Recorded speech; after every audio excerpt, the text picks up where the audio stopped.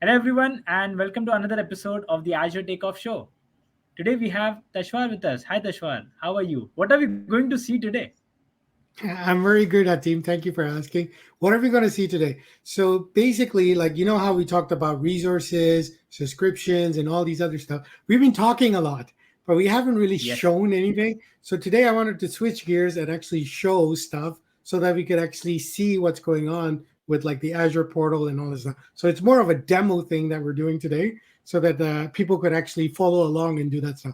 Now I wanted to today focus on basically Azure resources. You remember how we talked about last time?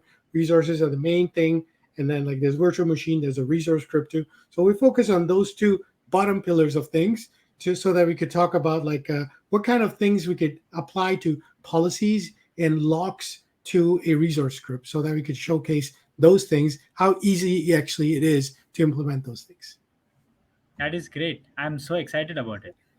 So as you can see, I'm currently inside the Azure portal. I'm already logged in. What I'm going to first do is actually create a resource. So actually, I'm going to create a resource group and create. Now I'm going to name this Azure Takeoff. It's going to reside in East US for simplicity's sake. It just chose it. So let's create it. So now we've created a box. Let's put it this way, because last time we talked about a box. So we have created a resource group, and inside it, we're going to place stuff. But before we place anything into it, let's take a look into what it actually entails us. So when I clicked on resource group, I found out, okay, these are the things that are between it. And if I scroll down, I see something called policies. So now I could actually go into policies, and currently there's nothing in it. It's 100% compliant. And when you have uncompliant things, it would show up right here. But what I want to do is actually, let's say that I've created this Azure Takeoff, but I want to restrict people of where they could create their resources, what location. Remember how we talked about regions and all these stuff?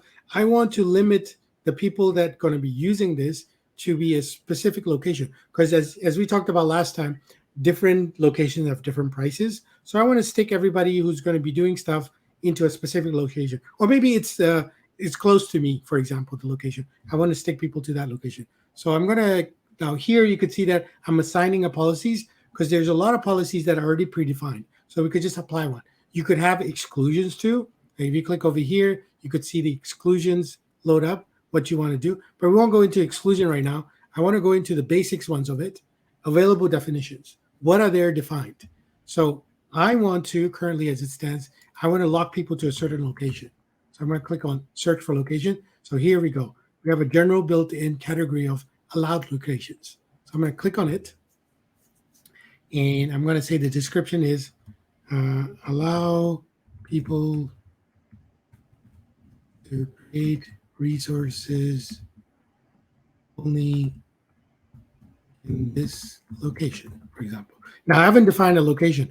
Where I define a location actually is in the parameter.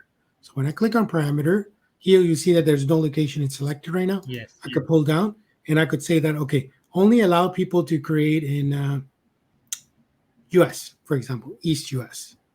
And I would say review and create, and I would create it. So there you go. I've created a policy, only allowed people to create in a specific location. So what I'm going to do right now is actually, I'm going to go back to creating a virtual machine. So now we'll try to create a VM. Let me just create a virtual machine. And I'm going to choose my Azure Takeoff again. And I'm going to call this VM test VM. And I'm going to put it in like, I don't know, let's pick a location, Middle East. Okay. Since Hatim, you're in Cool. Dubai, let's put it in Dubai. It's close to you. And next. But it won't allow me to create it. Well, let's see. Let's see if it will allow me to create it for with my policy set in place. I'm just gonna click on review. Let's see what kind of results it's giving me. It's running the final validation. See, there you go. Validation failed. Okay, what happened over here? So as you could see, like was disallowed by the policy, allowed locations. It didn't allow me to create the resource somewhere else, So basically. now Yeah, we created just a virtual machine, right? What about yeah. the other resources which are created as well? So So if I want mm, to create like the IP address and stuff, it all has to be based in the location you selected, right?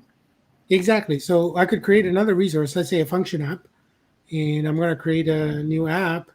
I'm going to choose back my app name. It's going to be a team app. Which is, oh, it's not Not available. available. A team, you're creating so many apps. Azure. Let's just say Azure. And the runtime stack is Python. Uh, I'm going to create in Japan now. Okay. It's Linux, blah, blah, blah. Storage. It's okay. Monitoring, deployment, tags, review and create. So it's validating. Let's see what it says. So as you could see, basically, it's not allowing me again because of allowed locations. Even though I chose a different location to try it out, it's not allowing me because I've restricted everything within the policy to be that. So we saw Tashwa that we could create it easily, but how about Mhm. deleting? Can anyone go ahead and delete that as well? So as it currently stands, you could delete it, but I could actually go back to my resource group, the takeoff one, Azure Takeoff. There's actually something called locks right here. Okay. It's something called logs, and locks allow you to actually provide a name for a lock. So this is a lock that I created earlier. So let me edit it. So you could say it's a read-only lock, but I could actually say delete, lock for delete. So I could actually restrict people from deleting resources within this resource group. So I've currently set it up as a delete lock. You could see the lock type. So let's create a storage account actually, and create storage. And I'm going to choose the Azure Takeoff. And storage name is theme terabyte storage. This will be less for me. Exactly. So I'm going to stick it in US East, right? Because I mean that's where we have made it. Advanced networking. I'm just going to click through next encryption. So it's running the validation right now. So it seems to be okay. Let's going to create the storage for it. Okay. So now, okay, as you can see, the storage is created, and I'm going to go in like, okay, everything's good. There's blob storage and everything else. I'm going to try to actually delete it. Remember the lock that we set up? I'm going to click on delete to Yes. delete your storage. So that lock actually applies to all the new resources as well as the existing resources in the resource group, if I'm not Exactly. wrong. So everything within the resource group, you could see right here, a team terabyte storage can't be deleted because the resources is it's its parents as a delete lock. So you could see the resource group actually had a lock. So now you cannot delete it. Now you could give certain permissions to certain people to be able to delete it, but usually it's like in production you want to turn this on so that nobody can actually delete something that accidentally, for example. That's great. So let's go ahead and see what we did in the whole session. Sure. So basically, what we started with was we created a resource group, the Azure Takeoff. We actually went to the policies. We applied the allowed location policies. Actually, one extra thing I forgot to mention is like, what about VM size? If I wanted to limit the VM size, I could actually have pick up a definition. Let's just say size. So allowed VM size. So I could actually pick the allowed VM size for this resource group. So let me try to add it. And if I go to the parameter again, so you could allow this SKU size. You could say that only the basic A zeros are allowed to create in this resource group. So you won't be allowed to create Okay. anything bigger for it. So if you want to limit the people to actually to be able to only create up to a certain amount of like VMs, you could do that too Yeah. within a policy. Okay. So policies Okay. are strong. And then the next thing that we showcased was actually again in the policy was locks.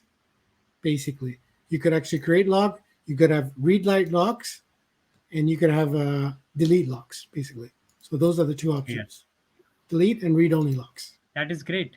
It's so great to to actually look into such a small thing, but it actually Mhm. affects such a big part of your daily infrastructure management, right? So for me, Exactly. it's a good new learning of how you can set permissions, whether you can delete, how you can create it, where you can create it, and there are many more policies you can actually go ahead and look out. So thanks a lot, Tashwar, for showing us this, and thank you everyone for joining us. We will put some more description about what other policies are available in the show description. Please go ahead and join it, and see you again in the next episode. Thanks a lot, Tashwar. Thank you. Thank you. Thank you. Take Have a care. good day. Bye. Bye bye.